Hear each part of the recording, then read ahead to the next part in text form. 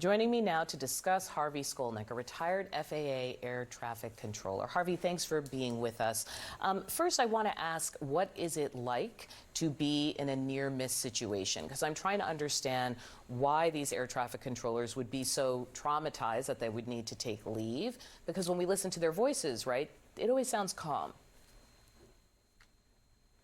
Well, they are calm most of the time because they know what they're doing. This was a situation at Newark when you lose radar and radio at the same time. That is an occurrence which in all my 38 years of the FAA only happened once to me. So that is an extreme situation.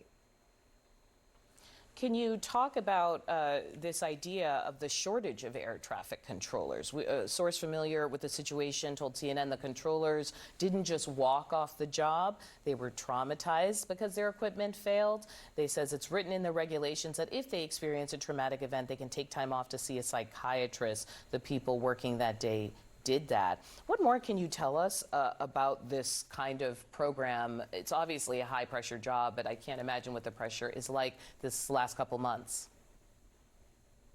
You know, it is a high-pressure job, but most of the people that I have worked with that is what made the job so charming. The pressure situations that allowed you to make quick decisions, look forward ahead in making your decision, make quick changes when your first decision didn't plan out the way you had expected. So, but it's a matter of having the aptitude for that job. Now, these controllers at Newark, many of them are unhappy to begin with.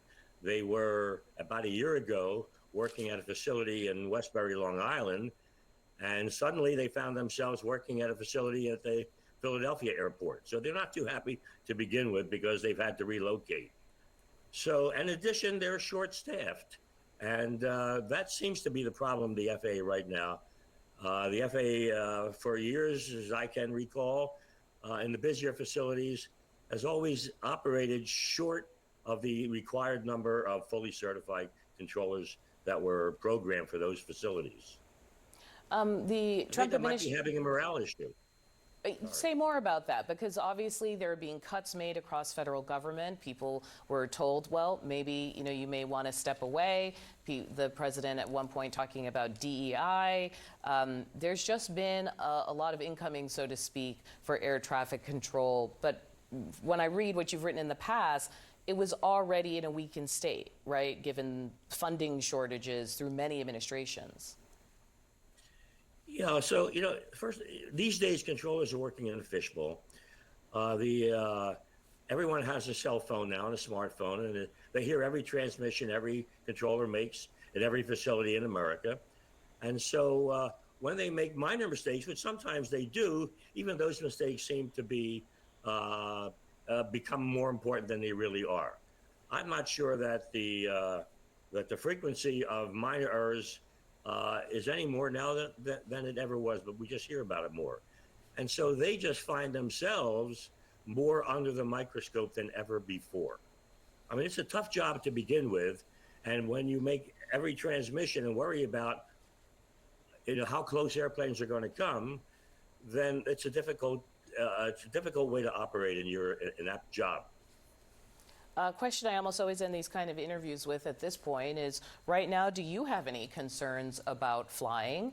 Would you fly out of Newark? I have no problem whatsoever regarding the airspace and the system as it is right now as safe.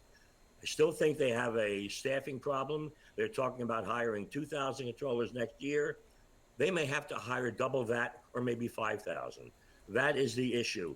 Controllers want time off. It's difficult to get time off. They're working mandatory 6-day weeks. The fact that controllers are now required to have extra time off in between shifts makes it more difficult to swap. I honestly think that controllers are overworked and don't see any light at the end of the tunnel.